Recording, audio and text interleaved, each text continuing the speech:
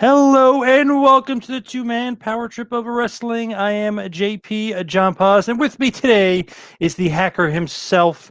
He is the man behind the Conspiracy Horseman, the man behind Hacker Hamin Media. He's all over the place. He's on the Russo brand. He's dominating his own thing. Obviously, he is Mr. Bin Hamin. Bin, welcome in. How are you doing today, sir? Y'all, 1, 2, 3 into the 4. Two-man power trip and Ben Hamin are at the door ready to make an entrance, so back on up before you mess up your 5-star frog splash. That's what you need to do is back on up, infidels. It's Hacker Hamin. It's JP. We're ready to rock and roll, infidels. The ultimate crossover has begun. Russo Brand, two-man power trip and Hamin Media Group. Y'all. Hey, it's becoming a pretty strong force. You got all my shows, got all your shows, got Russo shows. It's pretty damn good. I like this triangle of terror. Yeah, man. We're making the death triangle work a little bit better than the other guys are right now, apparently. Yes. But as far as I'm concerned, there isn't a stronger lineup of true veteran voices from every federation that we grew up loving, all under one, stadium right now. And just all of our production help, producers, propaganda artists, graphic designers, video editors, social media people being all plugged in through all channels, and this synergy between Goldilocks Brand, Stevie Ray TV, Vince Russo Brand, Hamin Media Group, Two-Man Power Trip franchise, Dr. Tom, Kevin Sullivan, coming soon, possibly ODB, and who knows who's next, and everybody I'm skipping, from Vito, Stevie Richards, just incredible right down the line. It's unreal in the last year, and almost a little bit too much to even look at in the broad scope of things. But I'm far more thankful starting 2021 off with a bigger mountain to climb of work than to be looking, where am I going to find anything for scraps, man? Because we can always work hard and work smart together. Yeah, that's one good thing. Right now, don't have to worry about anything. Everything's kind of right in front of us. Just have to be able to go out there and knock it out of the park. You didn't mention your boy Disco Inferno, though. The man who calls you Ben Hamin. You didn't mention him. Shout out to DI. He made his waves this week, and a lot of what he says is valid. He may not have the same couth that you want him to bring, but he's one of the boys, man. He's an old school wrestler, and he's earned his stripes. He tries to knock heads with me when I'm not around, but then Jeff Lane sends the link, and usually it ends up with Hamin over Strong when he's got to go face to face. But I give Disco Inferno all the respect he's earned and deserved, and it's, again, me being a guy from the Attitude Era, you as well, to think we'd be alongside. And, I've transitioned into the business. You're smart and have protected your spine and concussions. But to be in there, working with these guys and now performing and producing for them and alongside them, and sometimes having to cut promos on them it's a crazy realization, man. One that I'm very happy to be able to do. I feel like Disco is underrated, though. Like, people don't get the act, and maybe that's a good part of it, because he's kind of keeping the kayfabe alive. Being that heel, they fall right for it. He loves it, and they just, when he says something like the Brody Lee stuff, you knew that those people are just going to go nuts. Yeah, dude, and what he's saying isn't wrong, and it might not be in the right tone at the right time. Right. There's plenty of argument for that, and. If heels want to get heat, he knows what he's doing, man. He knows how to pluck the heartstring without making it an emotional thing, just to get everybody going. The worst thing in wrestling is if nobody's talking about you. Yep. So all you have to do is say one thing the right way, and that's why he is a supreme worker. That's why he's in great shape now, and he can go out and do this and make a paycheck and keep doing it instead of jumping off and doing dives, and built his own brand. Obviously, K100 is about one of the few other brands that I actually respect alongside ours to listen to. I listen to, Cornette, Two-Man Power Trip stuff, and them pretty much. I can't take, I like Solid Monster too. I'll put him over, man. For a guy who hasn't really been in the business, I think he's got a lot of great opinions to offer, dude. A lot of valid feedback that is proven time and time again that he knows what he's talking about. So. For sure. I was curious about this from you because you always make a good point, and maybe it might be different. Sometimes maybe it's the same. But what do you think about the whole Bruce Mitchell thing and that whole thing that went down? Because to me, I was like, wow, I was shocked that he got fired from his friend of 30 years. I know what he did maybe was uncouth or whatever you want to say, but I was shocked that he got fired from Wade Keller. What was your kind of thoughts on that? The left will eat their own always.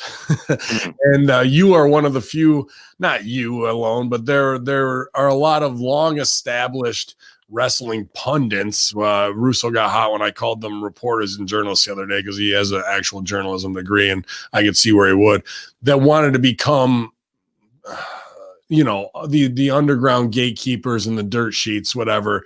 And they are as socially dysfunctional as they seem to be. yeah. And I lump Keller, Mitchell, Bixen, Meltzer, I lump them all in the same thing. Alvarez at least trained with Buddy Wayne Academy and works matches, Yep. but those guys make a lot of money. However, there isn't any credibility over there as far as I'm concerned. They're a paid property via AEW and have just been around that long, and their weird pseudo whatever tendencies are just too much for me to even sit there and listen to and waste my time. So that's why I enjoy us having that. But when it comes to Bruce Mitchell, again, wrong timing, and especially in this cancel culture, what they trying to do, you're just like opening yourself up. And it's like it was as low as standing up at a wake and berating the widow, like in that time. A, she doesn't owe anybody anything, explanation wise. B, if you're a journalist, death records are public record. If you can't get it right now and right away, then you should have waited. But, C, Disco Inferno isn't wrong in saying the non-answer is going to keep my curiosity piqued and even more piqued now because I don't have closure and I'm inside the business. So at least the boys should have an answer, which Telegraph, Telephone, Telewrestler would be out in a second, So at the same time, I'm sitting over here as a 2CW guy who was on the show. Brody's last show was my debut, and a lot of friends are hurting real bad right now who from Rochester were very close to him, and my 2CW brothers, Josh, the 2CW owner as well. We all feel this. So I have to be in the middle as a pundit, a worker, and now somebody who has to not toe a brand line, because I'm always going to say the truth. That's what my integrity lies on. But, when it comes to it, people want to know. And is Bruce Mitchell wrong in what he's asking? Maybe not. Way he asked it, definitely. Doubled down on stupid? Absolutely. But that's what these socially inept fuckfaces who've been considered the gatekeepers for so long, they should be gone. The real men are here now. We'll handle it, Mhm. But I have a speculation argument that's been given to me from a medical fitness professional, and I don't want to go into it. And if I have it, it's already being talked about, in other circles. And I'm going to wait because it's not worth me doing a scoop to besmirch a guy's name to get it. Look who had it first.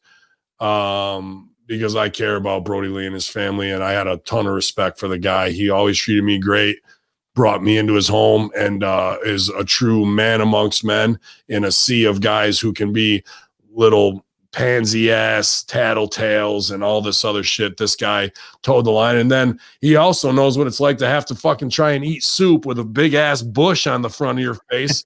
And every meal you go out, every bite you take, you got to be checked to see if you got something hanging from your beard. So we had that camaraderie, had a good smoke, had a good drink, always had some good laughs. And that's how I'm going to remember my brother, falling at the end of the day. And if other reasons come out and Bruce Mitchell and Disco, they're vilified, like, fuck, what does that mean? To me, all I want is closure for my brothers to be able to put their head on the pillow at night and say, okay, I know it was this and I miss my dude, instead of saying, what if it was this, that, and the other, and it's always in the back of your mind. That's the reason I want it done, not for some gotcha Tony Khan moment, you know what I mean? And then if it is this, the cover-up stink that would follow would suck. So I don't want any of this to fucking happen or be whatever. And I'm not trying to cover anything up, but I'm also not trying to follow it up and fucking shit stir to just get look at me kind of moment. That shit makes me hot when but some reporters are going to do that, and it's not going to be Hamin Media Group. I'll tell you that right now. Just interesting that Keller could be friends with somebody for 30 years and goes, "Oh, I was on vacation. I didn't even check the article. He posted it himself." Like Whatever. that was really bad. Really bad. 101. That's past the heat. If Keller learned one thing in 30 years, he learned past the heat, bro. You know, that's it, because he's not going to give up his whole thing. When it comes, it's all about the money. When it comes to his paid subscriberships, what's it going to be? Mitchell getting thrown under the bus, or you and I weather this storm together? Well, you see what a real locker room is versus fair weather acquaintances. I don't care if it's 30 years or what have you, man. What's Vince up to? What's he been up to lately? He's been working on his H phone, having to get this goddamn Twitter figured out. Declan programmed all my contacts in here, pal. I was looking the other day. It looks like I got a voicemail here. I'm not sure exactly who this one is from. They're Hey, boss, this is the voicemail you wanted me to leave about your cameos. Actually, you wanted to accept because it's too much to process.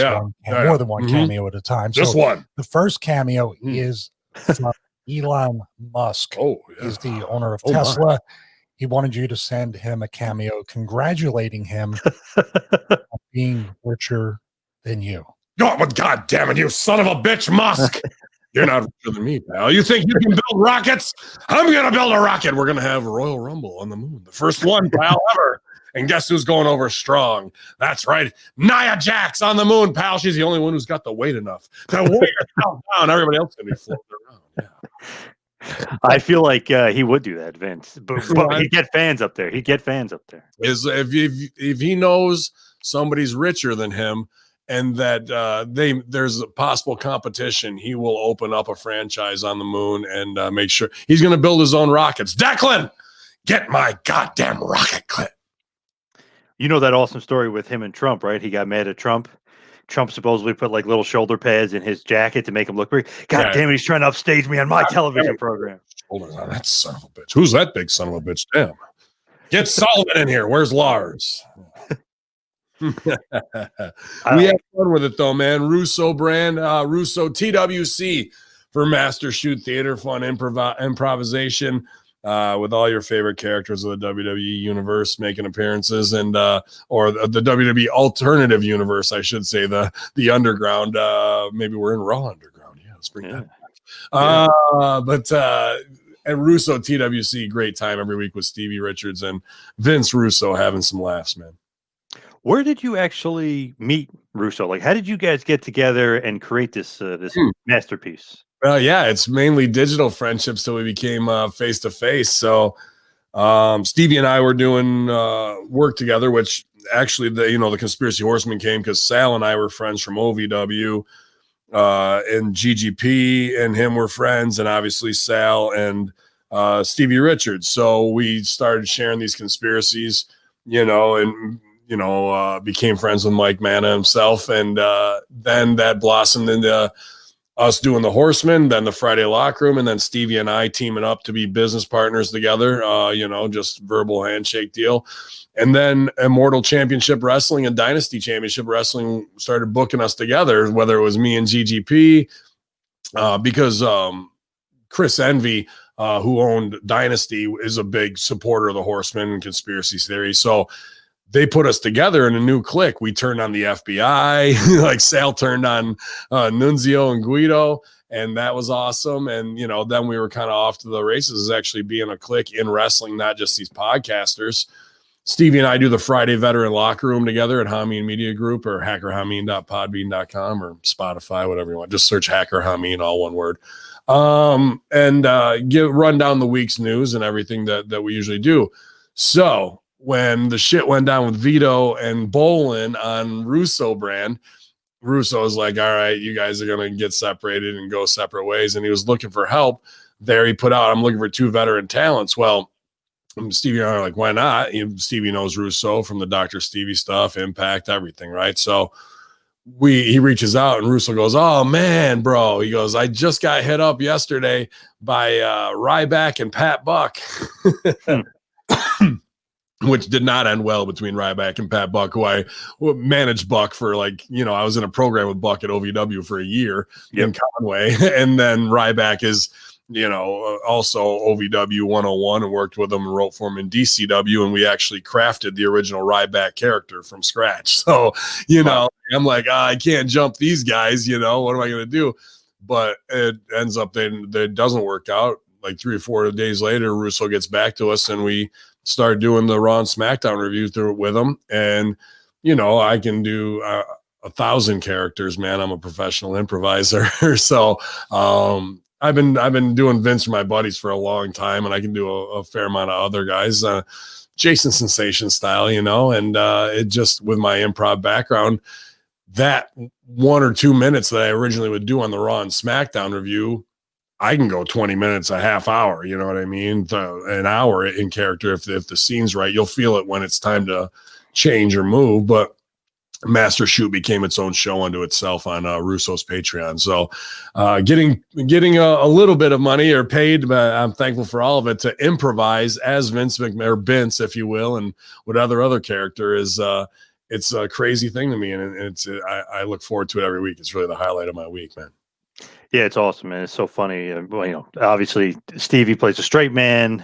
Vince is kind of lining it up, but you just knock it out of the park. It's so funny doing that stuff because like he would really say some of that like insane stuff from what you've heard of Vince, all through the years, which is great. Comedy. I mean, that's the first rule of Chicago improv. I mean, people say yes and, but if you ever get stuck in a scene, you just tell the truth about yourself because the audience doesn't know, but and they can see that you're saying something that'll ground you. So I just go to all the tropes that we've seen, along with all the stories that we know, and then all the backstabbing ways and vindictive things that we've seen throughout the years, and you just pull from that, and the rest kind of fills itself in, man.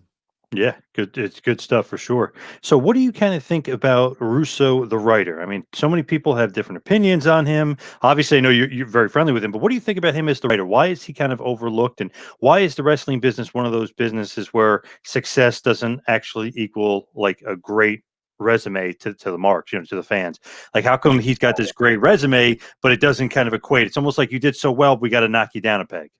There it is, isn't it? Like you can only go so far, or there's some of that north-south stuff because Cornette tried to ruin his brand, and that's just that Dixie versus Long Island. There's something about those two accents that are north and south opposite poles of a magnet, like literally, and they just, oil and water will not go together, even though most of the time they're saying the exact same thing, whether it's, bro, you got to hear me and what I'm telling you, Jim. Or if it's, I ain't trying to hear that shit,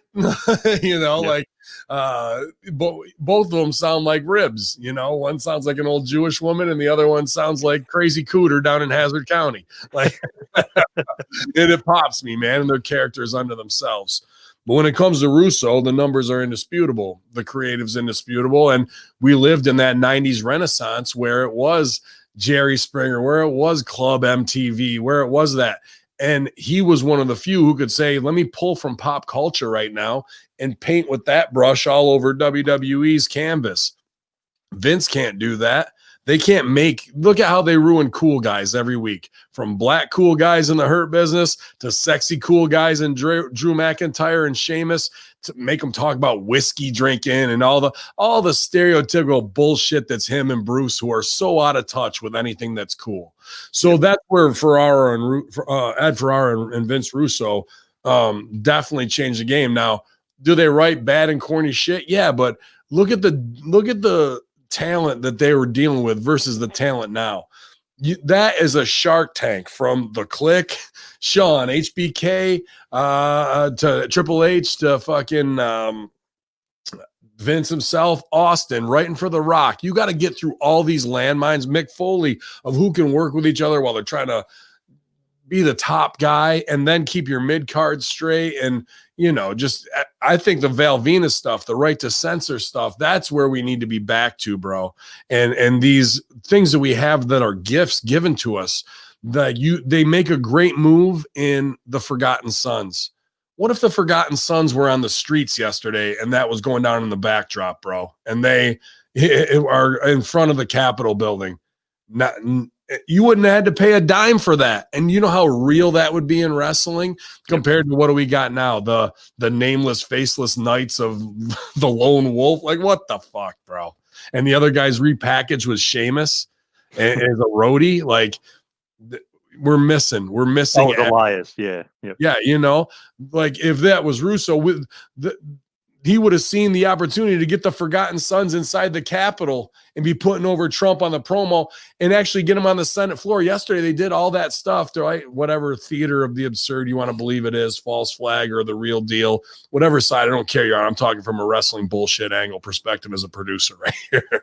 I would have gotten the Forgotten Sons in there on the Senate floor and had the promo ready to go from the Senate floor. Nobody cut the big promo yesterday where, hey, we've stormed the Capitol building and now here's our list of demands type stuff. You know what I mean? Opportunities missed. Russo doesn't miss those things. He sets them up for the opportunity to have that. It's that type of vision for reality instead of the wrestling tropes and the you've been here for a cup of coffee. And I see it on AEW. I've seen it on Impact this week, unfortunately. A lot of things in the ways we never talk to each other for real. Let's take the cues from Breaking Bad, Sons of Anarchy, The Sopranos, whatever it is, and write real scenes, real dialogue with real people, or take the bullshit that goes on behind the scenes where Miro tweets something and then Lana's got to deal with the bullshit fallout after going through a table again. It's like, show us the real. Like, but they'll never expose their soft underbelly like that, and that's about the only thing left that could save their show, because the Titanic is 2/3 under the water at this point. The only thing you can do is sink her, bro. You got to end Raw and you got to start all over again new. There's no way to revive that brand as a corporate brand, and I talk about this on Hamin Media Group, how to revive a damaged brand, and there's a lot of that going on in the post Me Too movement and speaking out movement in wrestling. I've seen what not to do, which is what Joey Ryan and Quackenbush do. It's shave their face and come out with this weird 20-minute to an hour promo. Like, no, wrong.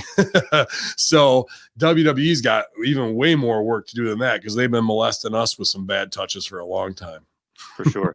The thing with Russo that's so funny, it's like, okay, the dirt sheet guys and like a lot of the more current guys don't like him or are against him, but the guys that do like him, what do they know?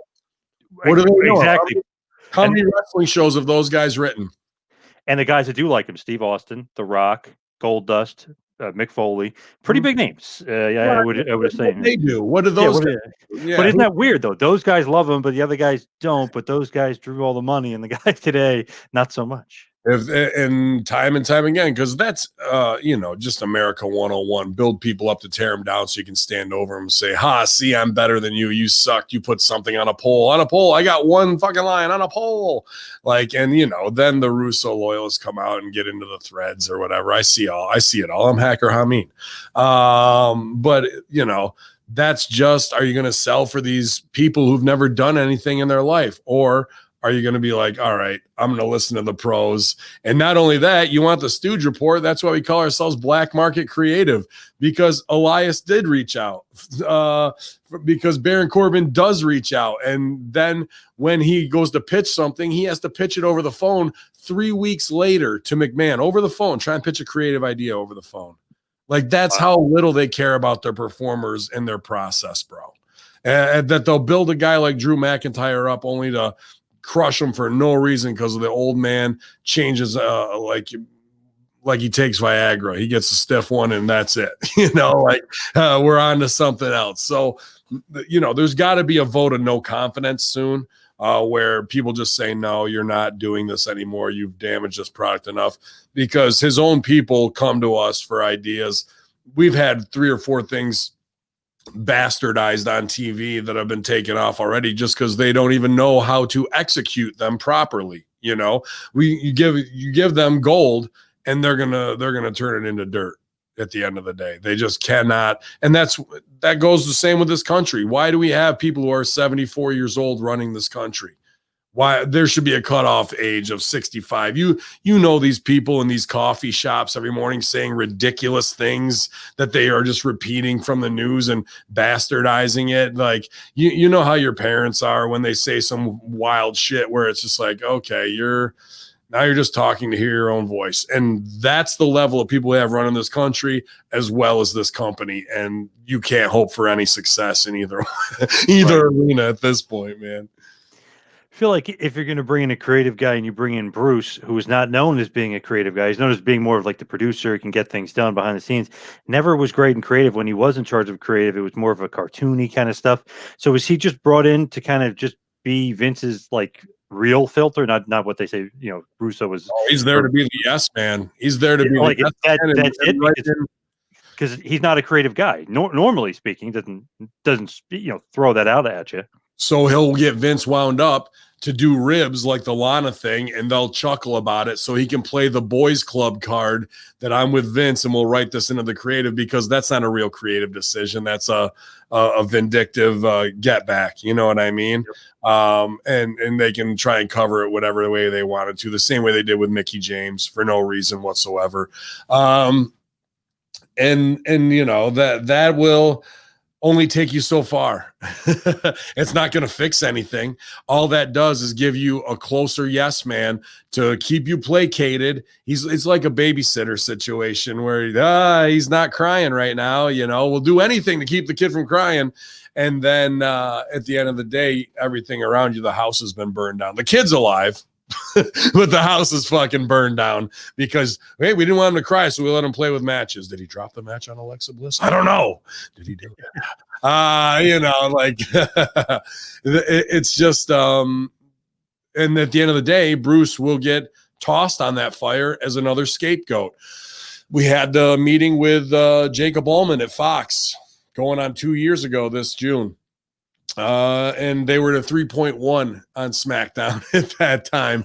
And then when we go down to a 1.7, and we had warned them because they had dropped from a 3.7 to a 3.1, and they expected SmackDown to be at a 3.5.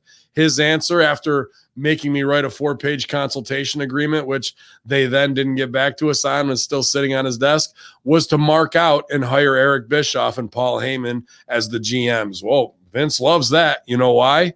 Because now we got 8 months that we can bullshit our networks. Fox, we can bullshit them 8 months more, and then we'll drop the hammer on Bischoff, and it'll all be his fault. Yep. And then you know what? Over there, we'll do the same thing on Hamin. Okay, and now they're both gone. That was year one. And now Bruce is in charge of both shows. Well, boy, I wonder what's going to happen to Bruce at the end of the day. What would your guess be? Bruce is going to be the scapegoat coming up very, very soon. I'm surprised he wasn't used already. But yeah. What happened this week? Who did they hire? Who the hell did they hire? Luburo or Laburo? Russo called her Luchador. Christina Luchador is what I'm going with now. Christina Lucha from IFC. Oh, yes. Somebody sent me that. The new head of creative operations. Well, what does that title even mean? Yep. And guess what that means? In 5 months, we will blame everything on you. That's what that title means, bro. How about the chick who showed up with her Emmy Award and was walking around with it backstage? Oh, yeah. What happened to her and the heat on her? Like, people think like, oh, things have changed. Nothing has changed, and nothing will change until there's a vote of no confidence where everyone becomes an Oklahoma firefighter and holds their feet to the fire. Yep. And they just have to end Raw, and we need to have a complete restructuring and renew of the show. There's no way to save these brands. How much money did those guys end up getting this year from USA? No, the firefighters when they sued, and $39 million on a $10,000 investment. Oh my God! Wow, pretty good guys. Nice. That's what I said. Here's your thing: if you got a investment company, invest a little group, invest $10,000 in WWE right now, and then wait 6 months for them to lie about a bunch of shit and then cash out in quarter 3 as they've done every quarter before the 2 weeks beforehand, then have your lawyers ready on standby. It'll cost you another $20,000. So it's really $30,000 up front, $20,000 for the lawyers to sue them. The precedent's already set. easiest way to flip 10 grand into 39 million, just like that, dude. So there's my investment tip for the day. Yeah, there you go. Yeah, because that Saudi Arabia deal is not going away. Something else will happen, probably. Oh, well, I mean, I don't know. I got to see what's going on with Young Ryder. All right, boss, I'm leaving this voicemail. I'm being really quiet right now. Okay. Not because I'm in Jacksonville at AEW, because I know that's the rumor going around at Titan Towers now, that I'm interviewing with Tony Khan for a young writer position here in AEW. The rumors are not true. I'm loyal to WWE. Oh, hold on. Tony, I'll be right there. Hey, put it. I'm loyal to WWE, and I'm not going anywhere. I want to be the young writer 10, 20, 30, 40, 50 years from now. Even when I look like Dory Funk Jr. Hey, pal. Yeah, you're on right now with two-man power trip, John Posner and me, pal. Vince, I heard you were texting me looking for a job. That hasn't been the same since I left the WWE, man. I want to come back home, man. Well, there's always a warm spot for you right by my side, pal. I put a little... What's up, Vince? We're on right now with Johnny Poz. We're doing two-man power trip. The Vince Russo making a special call in, bro. Oh, nice. Johnny, I don't think who's the hardest worker in the business. You or Johnny Poz, bro. Dude, how about that? I got to put him over, man, because I've got a great staff behind me. Well, he does now, too, with Hamin Media Group plugging into the two-man power trip brand, but just really stealing all the thunder right out of the gate in 2021, announcing the big conglomeration between all three of our brands, man. It's just going to be a great year ahead. And bro, I spoke to our girl today, and I'm getting ready to go with her. I don't want to say nothing yet. Yeah. But we're just going to do like a text video tonight to make sure, we got the internet and all that, and we look to be good to go with that too. Oh, man, it's going to be great. I'm sure you're calling me about the other meeting. I can give you a shout when I'm done. Yeah. I'm also meeting with Vito and Big Ray at 6 p.m., so it doesn't stop here. The production keeps on going, baby. Absolutely. Yeah, bro, just touch base with me, man. I will. I'll call you as soon as we're done, Butts. Thank you, Vince. Yeah.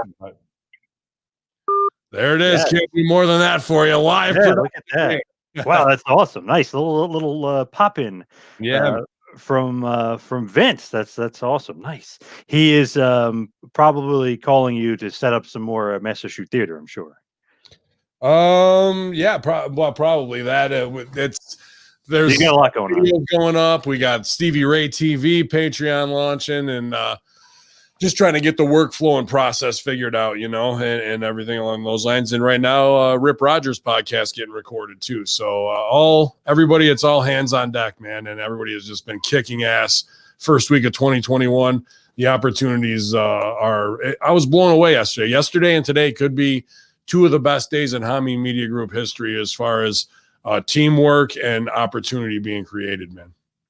I did get an interview with Rip Rogers a few years ago. So I called him, left him a message. He calls me back. I must have just missed it. He literally leaves me a message. He goes, "Is this a fucking rib? You literally just called me. Why aren't you picking up? Call me back." I was like, "Is he joking?" So I called him back. He was all nice. I was like, I don't know if he was like working me or not, but I was like, "Oh, that's how Rip is. He comes out of the gate super hard for shock value, but." When it's just you and him on the side, man, he really gives you all the knowledge and foundation and the time, because that's a exterior old carny shell, but when you're in with Rip, you're in for life, bro. So that's how we do.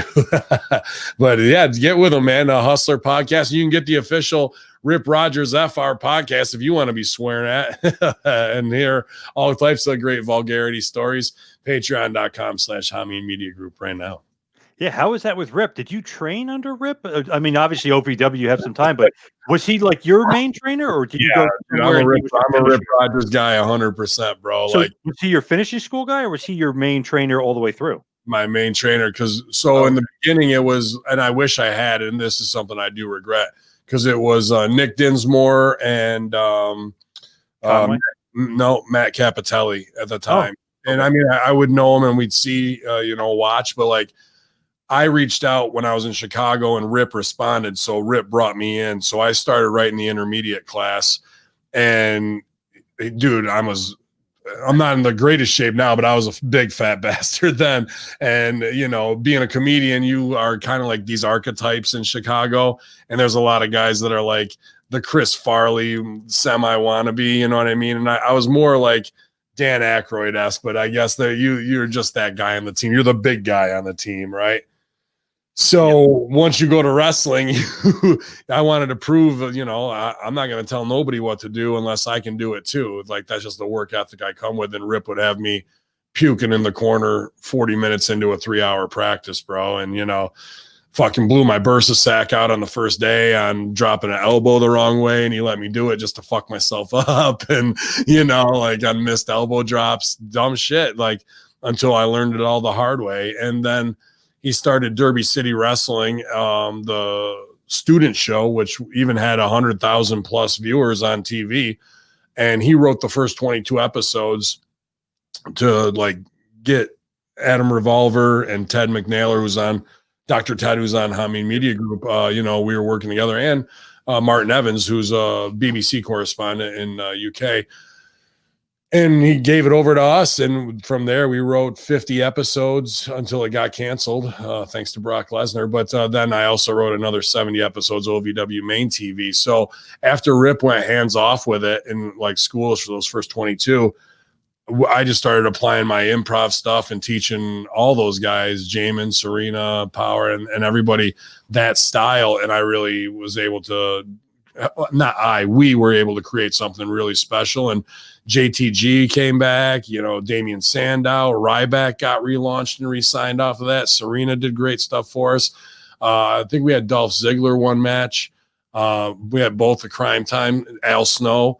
So there was a lot of like great moments for guys who were just in the school getting ready for TV, and also OVW TV. If there was anything detail wise that couldn't be picked up in the time we had there, we would play those details out on DCW, and it would give our diehard audience a real feeling of completion. And sometimes those stories would come back up around on OVW TV. So it was great fun to play in between both shows. A lot more fun than Bruce is having right now. But when it comes to it, Rip Rogers is and will always be my main trainer. And now, you know, I guess before that, of just watching everything was Ferrara and Russo. And really the reason I went to OVW is because I was doing a show in Chicago at Improv Olympic. What was it? Late Night Late Show or World News Tonight? I can't remember. I was playing a lucha because they had a wrestling show because Ed Ferrara was the guest. He was teaching at Northwestern.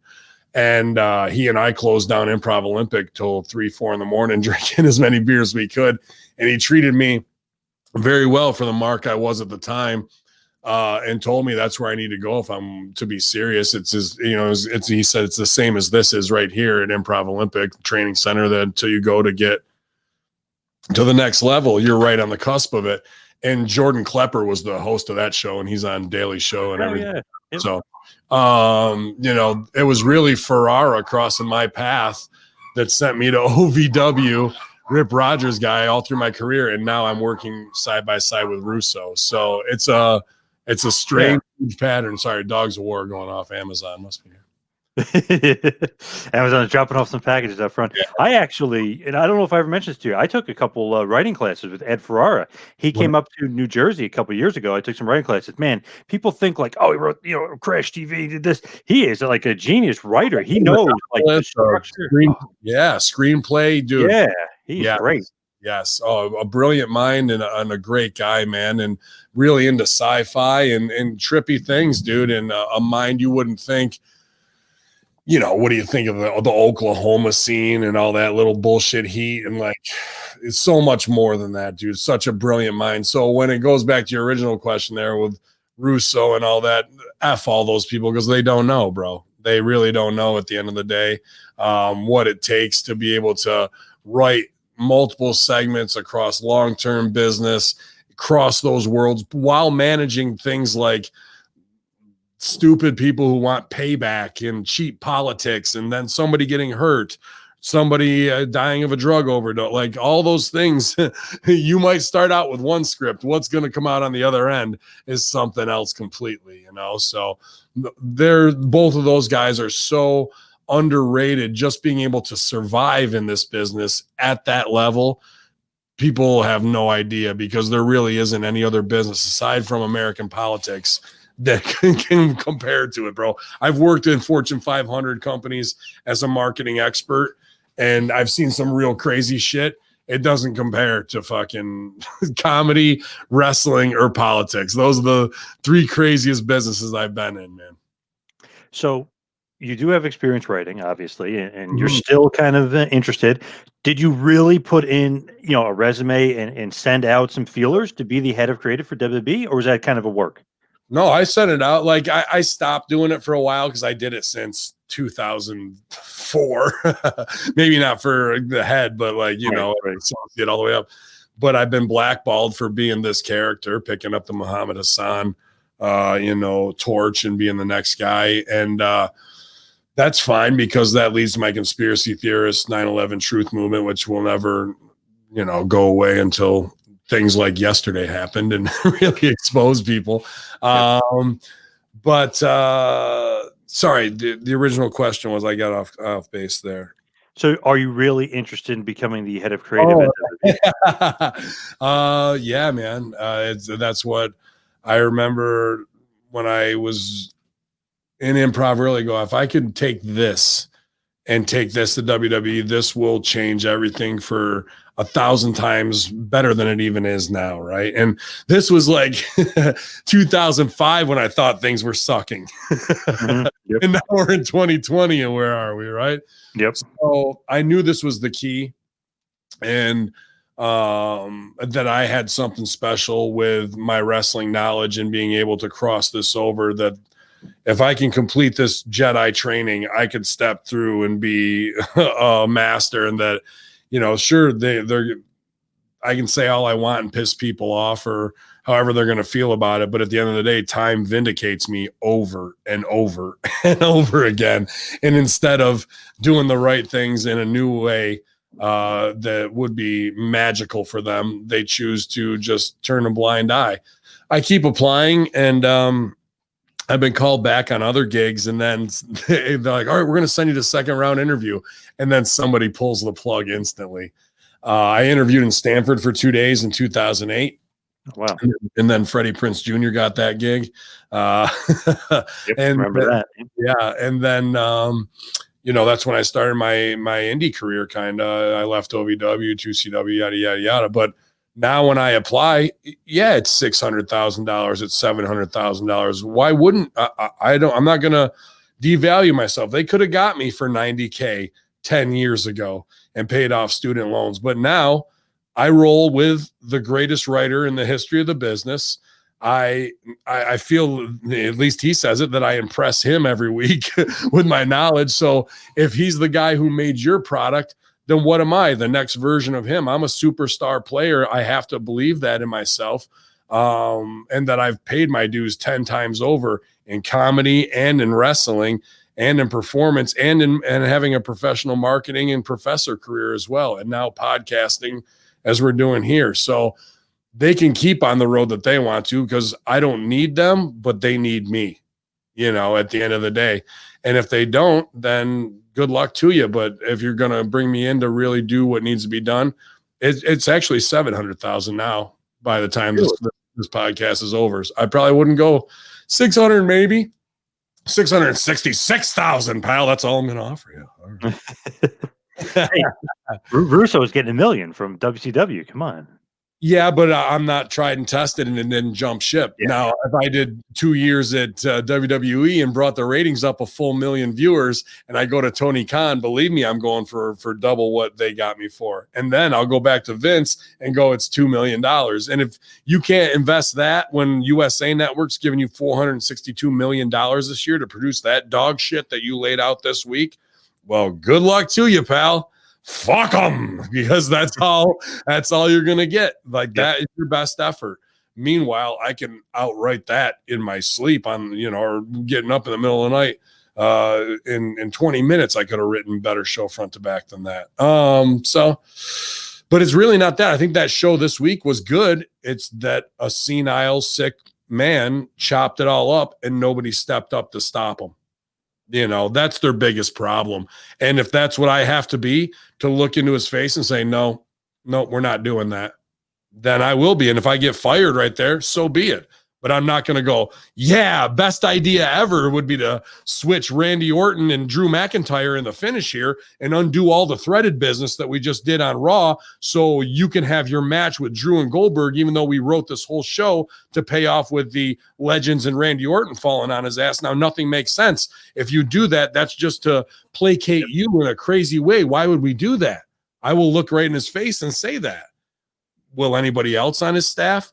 That's the $700,000 investment that needs to be made. So funny. I saw it all over Twitter, and then I got a bunch of text messages about it. Like, did you see the end of Raw? I'm like, yeah. They're like, where did Drew McIntyre disrespect the Legends? I was like, I don't know. I was confused on that too. I was like, Orton disrespected the Legends. Oh, he did? Drew kissed their ass. I was like, that literally made no sense. Goldberg looked like an idiot. I broke this down on Raw and SmackDown review, and I'm happy to give it to two-man power trip people. Yeah.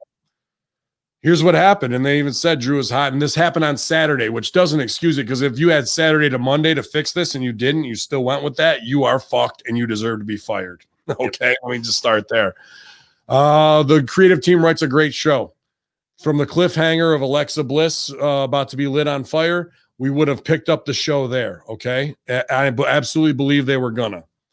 Then we also have this whole thread with Orton insulting the Legends. Great stuff. The Mark Henry thing was fucking great, where he's scooting away and he's berating them. Holy shit. But Vince, no, if he goes against Goldberg, it'll push him to the moon. No, it won't. Goldberg's trash. He has been forever. The guy has to smash his head into a wall to go cut a promo. That's how bad he is at this business. So instead of what it should have been, which was Drew McIntyre and Keith Lee in the semi-main event, and Jeff Hardy, Randy Orton in the main, where it would have paid off that Orton beats Jeff Hardy, Goldberg comes down, pushes Orton down, all the fucking Legends point and laugh at Orton. They're all going to laugh at me. Yeah, right? And now the match is set up. That's a great show if you pay off what was supposed to go on in there. Now, here's what happens Saturday. The old man takes a Viagra, loses some blood to his brain, and fucking decides that he wants Drew versus Goldberg. So instead of rewriting the whole show with the entire thread, they say, you know what? We're going to go Legend Killer for tonight. So fuck that first arson segment. We're not even going to do that. We'll send out Miz and Morrison to billboard the show. Then we'll do a holla holla player, and we'll make it a tag match and kill 27 minutes. So that'll take care of whatever the cliffhanger was. And then we'll just say, have Orton cut a 30-second promo that says, I couldn't drop the match. And then they'll forget about that, and we'll be on to the Legend Killer stuff.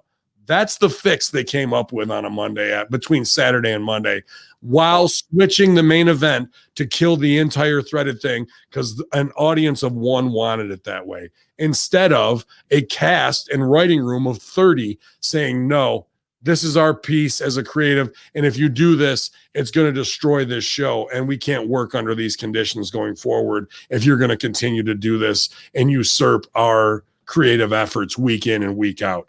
Nobody stands up and says that, because that's the shock value that he needs to set him back and go, wow, a mutiny?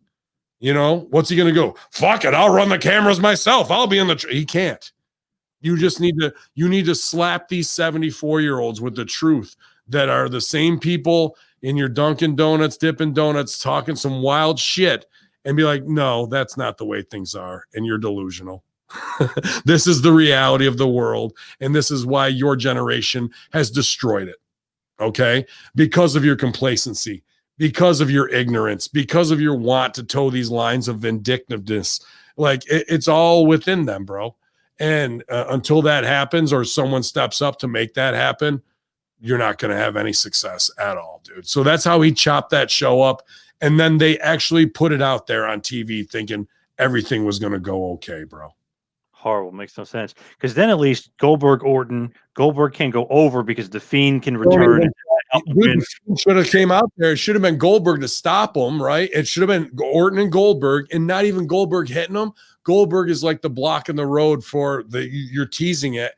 And that's where the Fiend comes back behind Orton in a lights up, lights down. And that's where the fucking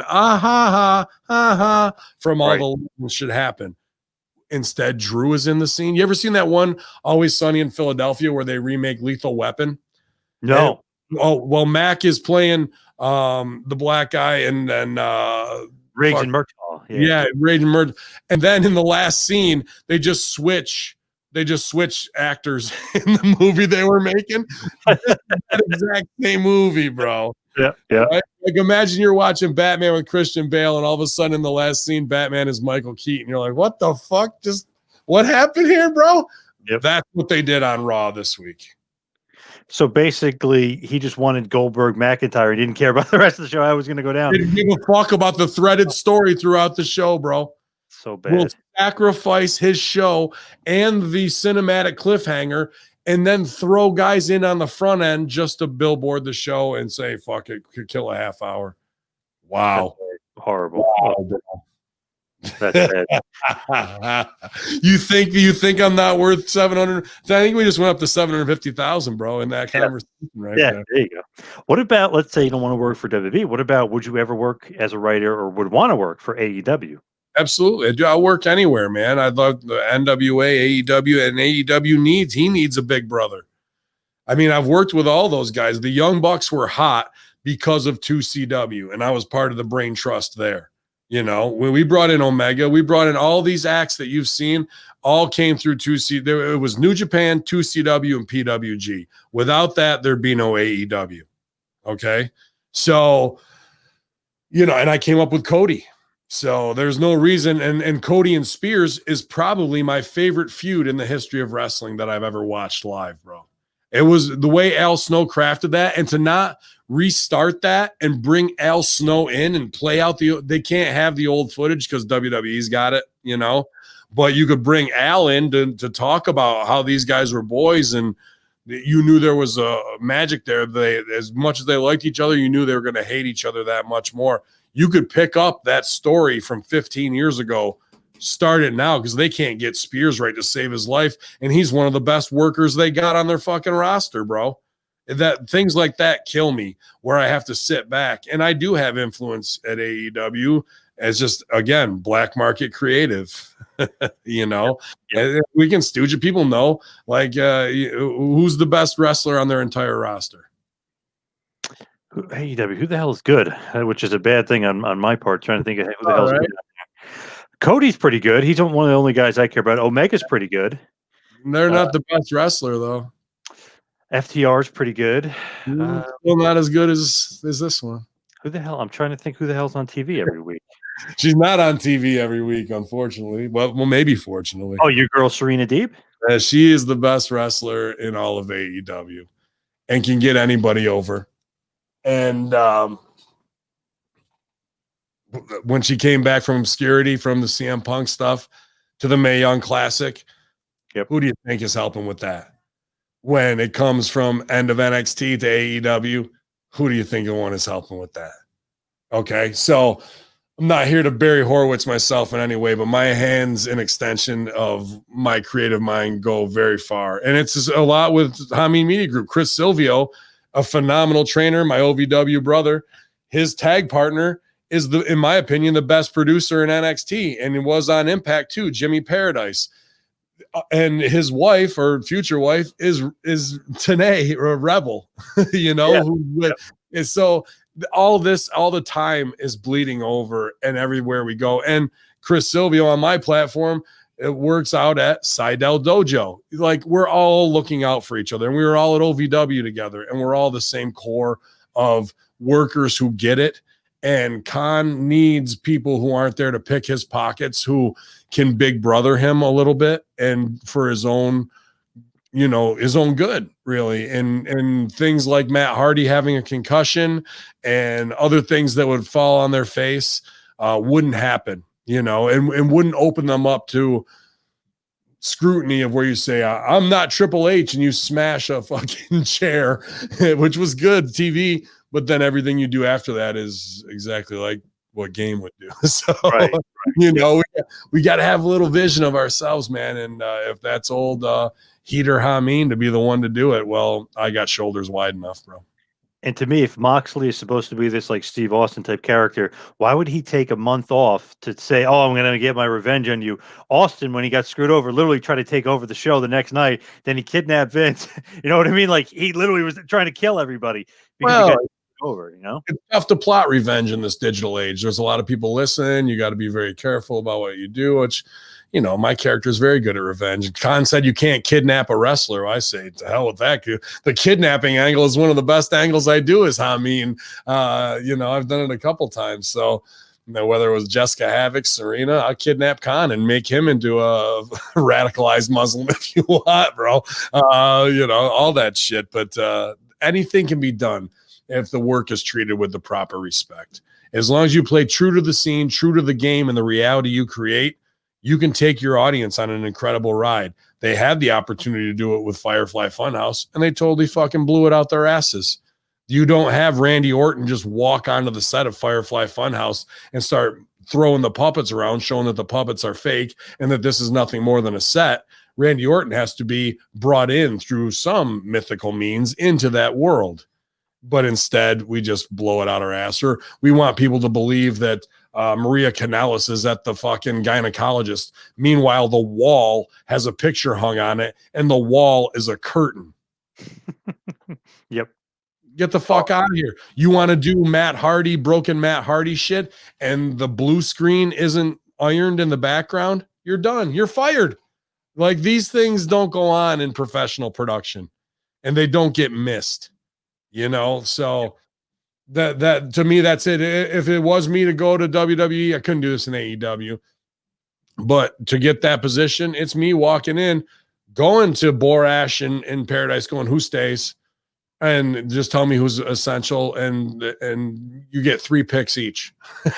Everybody else, thank you for your time. You've tried your best. I know it was frustrating, and then I replace it with the 6-7 people that I know can get the job done across the board. NXT, social media, YouTube, and Raw and SmackDown. Like, this shit isn't hard.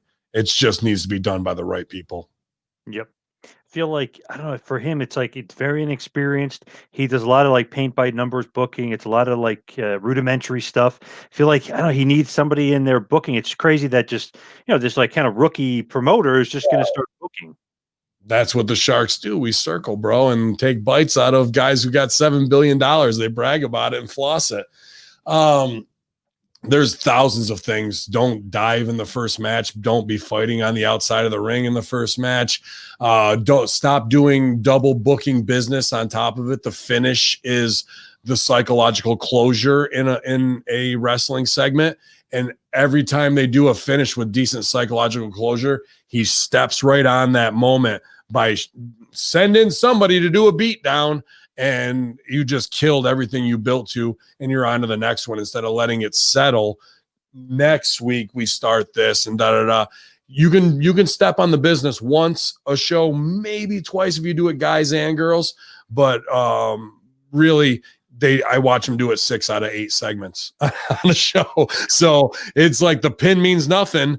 Here comes the run-in. Who's it going to be? Like, that's every show. So now the pin, which is the most important part of the match, doesn't mean fuck all, bro. And we can talk about phony strikes or overacting referees that aren't reined in, or, you know, friggin' burying Vicky Guerrero taking a bump. Nobody bumps Vicky Guerrero. Nobody. You don't do that. Like, that's the whole, like, just mistake after mistake after mistake of restart of Sean Spears, 5 restarts of Brandy Rhodes. You know, we can go on and on and on and on. Like, just because there's nobody there and it's him playing 4th grader and getting back to his inner child and saying, I've been booking shows since I was 12. Yeah, it shows that you've never had a Rip Rogers to sit there and tell you, no. Yep. No, you're a fucking idiot. No, Popsy, you're fucking dumb. You're a fucking idiot. That's not how you fucking do this shit. And then show you the right way. And once you know the right way, well, now you can plug everybody's character into that and come up with a creative way to do things for them, as long as it's done properly. There's always 5 or 6 really good choices, but if you don't set it up that way, you'll never be able to get to them to pay it off. You might find one in 5 of attempts, but I can give you 5 of 5. You know what I mean? You're finding it by happenstance. And to be honest with you, where did Cody ever book? Where did the Young Bucks ever book? Where did Kenny Omega? Well, Omega probably booked his own business in New Japan. And that's probably why he got over. And then so now you've got a bunch of guys. Hangman Page, right? He's a vice president. Like now you got guys who've never booked a town, never set up a territory, never done promotions and marketing.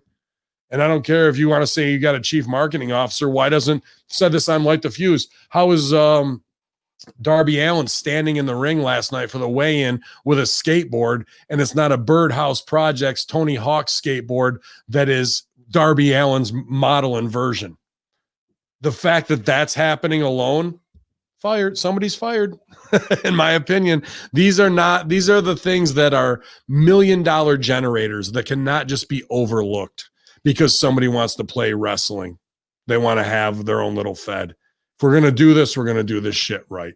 As businessmen who get max value through social media, through marketing, through partnerships, through, all these spin-off shows.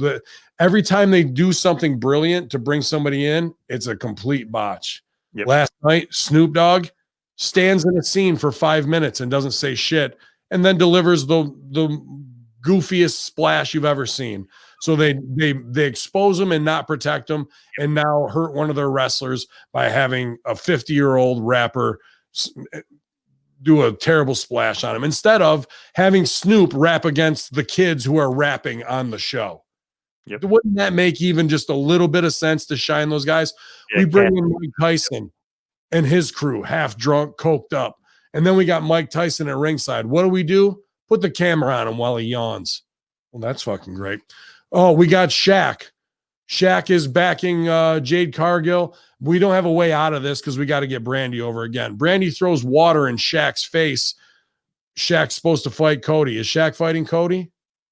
Nope. No, we're not doing nothing with that. And where the hell is Jade? She hasn't been on TV. 3 global names: Shaq, Mike Tyson, and Snoop. What value did you get out of them? 0. Unbelievable to me, bro. And that's where the big brother pinch him on the back of it. Everybody pinch that little piece of arm fat. John, grab that little piece of arm fat on your tricep right now and pinch it real hard. Yep. 1 or 2 of those a day. That's all he needs. And that to me is worth $200,000. I'll take a way less price, dude. I'm not greedy. Yeah, something along those lines, just a little big brother love. And we'll get someplace where the door is not open for it's Sting and also it's Scott Steiner and it's Hogan and it's everybody to do the same TNA bullshit that they did before. Because believe me, they're looking to do that, bro. Yep. They see you're marking for the nostalgia 1996 WCW. Well, guess what? What's going to happen to Luchasaurus and all these other guys when the good brothers get their claws into you once again, man? Yep, good call. Now, as we head towards the wind down here, what do you got going on coming up 2021? Obviously, we're well into 2021 now, but what do you got going on? That right over there. All that. Yeah, man. I got one of those much smaller. You'll get there. But yeah. Man, we're just really pumped about Stevie Ray TV right now on All Brands, Twitch, Patreon, YouTube, on Twitter. If you guys can join and follow and subscribe on any of those and share them, we appreciate that huge. It's just a really, really big partnership with Hamin Media Group with some really great stuff that's about to be announced next week with that brand. He just posted on Patreon an exclusive interview with Stevie Ray and JBL. And JBL doesn't do a lot of interviews. So really great there. And he's got his weekly show with Sonny Ono. Working on the Rip Rogers brand to get that launched independently as well. So Rip, we're working on his next book. We're working on his YouTube pro wrestling tees, all that kind of stuff, man. Russo Brand running the YouTube behind the scenes and trying to get more advertising there and trying to get Horseman back on Twitch, man. That's a big battle and censorship we're on right now. All aside from that, Jamin Olivencia website, Emily Barshred website, and just really keep pushing everybody forward because my team's elevated themselves, and I want to line up my producers to be successful with these talents to start developing brands. So really that's what mine and yours next 6 months looks like. I believe in a rising tide raises all ships, and we're all going to be successful together because you've built an incredible brand and shouldering a lot of this yourself, man. And we want to be able to help with that workflow process and collaborate and make sure the group is taken care of together. And then, that's success for us all. We're seeing small amounts of it now, and we're just going to keep every day elevating all that stuff. So I want to keep my Hacker Hamin and Hamin Media Group side free. I really believe in free and independent media. But with these legends and stars that are working with us now because of the work we put in to develop those brands, sure, we're gonna reap a little reward, but believe me, it comes with a lot of work as well, and it's how much we want to put into it and grow it that we're going to get out of it, man. So that's really what I'm pumped about the next 6 months. I don't see me getting back into the ring because I don't think indie shows are coming back, in the next 6 months anyways, as much as I hope so. I just see the way of the world really raining down on any bread in circuses. And unfortunately, we operate in the circuses most of the time. So while you're home eating that government bread, we're going to create content for you. We always pivot, and we'll give our opinions as much as we can, man, and hopefully lift people up and maybe help them escape from a time of craziness just a little bit. And I maybe need to be a little less angry in my own life because you want to escape that and not hear me bitching about phony wrestling. But man, I'm pumped for everything, dude. And you should be proud of yourself and everything you've accomplished in 2020 to elevate your brand to get to this point for us to have this opportunity together, bro. Thank you. Appreciate it. And looking forward to working with you. It's going to be great. Just one last time, what's all the social media plugs in your Patreon? Yeah, I wish everything was across the board. But patreon.com/Hamin Media Group, marketing, culture stuff, extra videos, Rip Rogers podcast, plenty going down over there. Watch alongs from my career. You can check out our free channels, Hacker Hamin, all one word, Hacker Hamin, on your iTunes, Spotify, wherever you guys are getting podcasts. Every day we review wrestling shows, conspiracy theory. We have on the Hamin Media Group affiliates, Star Wars podcast. Check that out on YouTube. We have South Park reviews, drinking and whiskey reviews, Star Trek, podcasts. We're just doing it all in that same niche market of 18 to 49, whatever you guys like. We're going to make something around it. We've got pick'em challenges too. If you're part of Hamin Media Group on Discord, we have that. Same with Russo Brand, but on Facebook, we're doing seasons of baseball now, soccer, all the UFC pay-per-views, all the wrestling pay-per-views. We go through and have our admins running pick'em challenges. It's a great community to interact with the highest level wrestling fans. Is that an oxymoron? I'm not sure. But in the lowest levels of Facebook and other places where we exist right now. But it's an ever-changing digital realm. So you guys just keep it with Hamin Media Group, Russo Brand, and Two Man Power Trip, and you're in the best place to get all the latest wrestling knowledge and hear it from people who live it, you guys. That's the main part of it all. So y'all at @bin_Hamin on Twitter, and what is it, Hacker Hamin on Instagram, I think. I'm not sure. Who knows? Ben, appreciate it. Thank you for all the time, and really looking forward to 2021 and working together. Absolutely, JP. It's going to be a great year, dude, and everybody's pumped already. First weekend, we've been doing good stuff.